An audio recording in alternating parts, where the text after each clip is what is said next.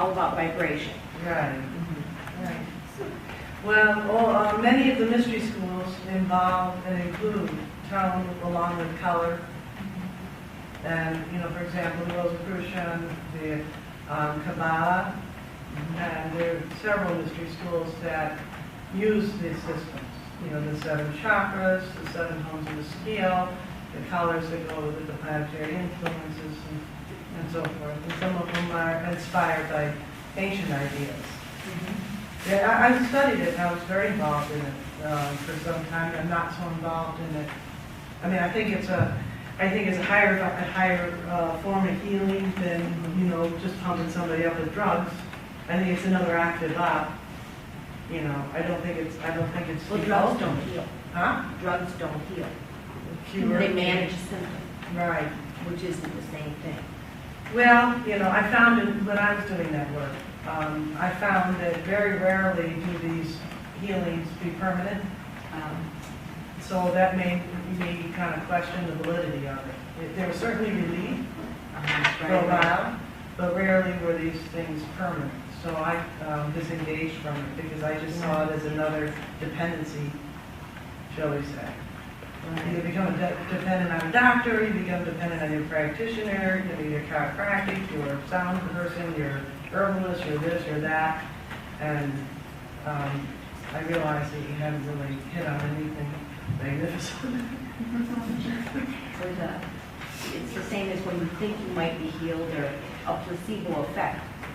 Placebo effect is actually higher than drugs. So this, I can see where that would work into that too.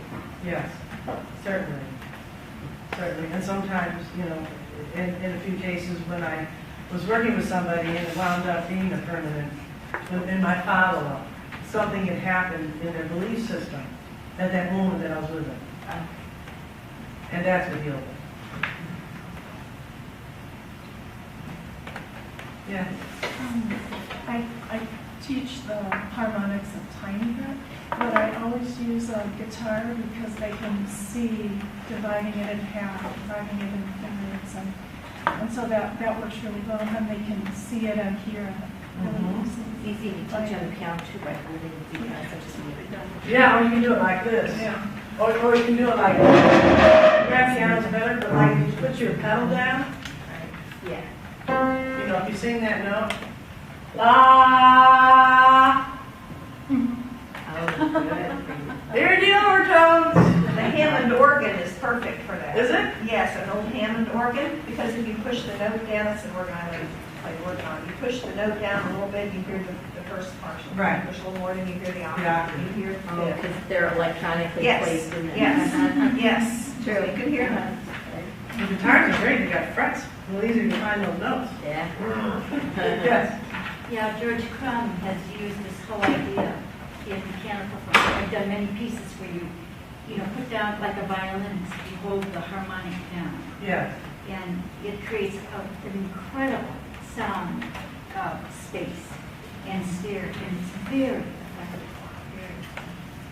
Especially sounds And good people on. respond to it physically. Right. Especially sounds good on the Stradivarius. You know, or when they're, you know, finding an instrument, the harmonics sound even better. Yeah. Stephanie, do you think that this change in pitch is in any way related to the change in tune of keyboards? In the change of Equal Equal temperament. temperament and those Yeah, I was different wondering how kinds of equal tunes. temperament fit in. Oh, that's another field. Yeah.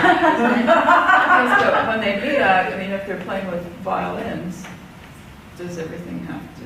Well, yeah. If I'm playing violin with a piano accompaniment, I have to change my information.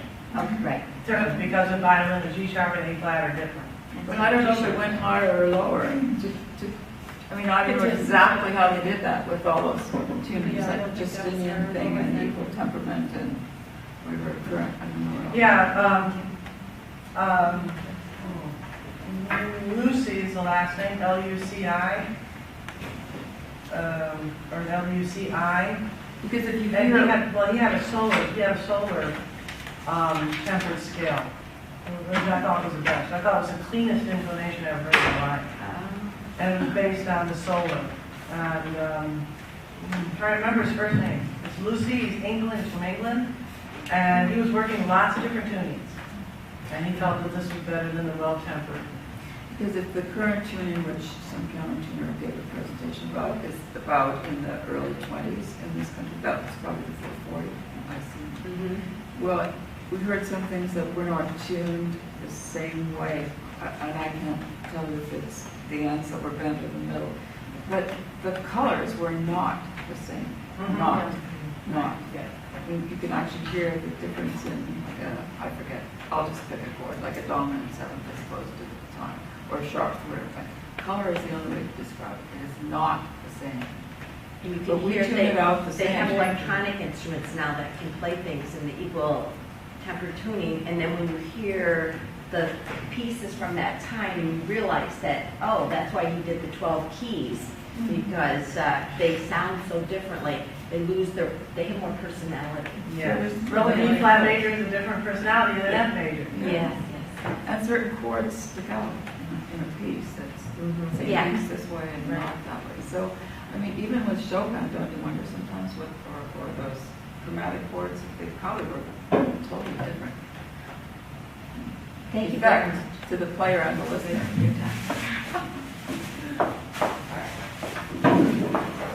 Very fun.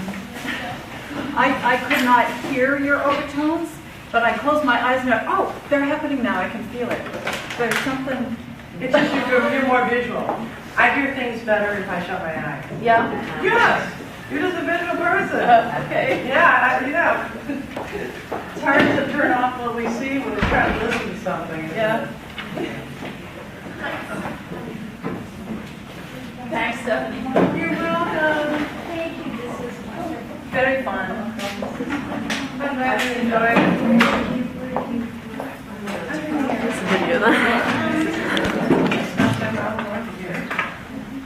It just had the symbol of low battery just now. Really? So lucky.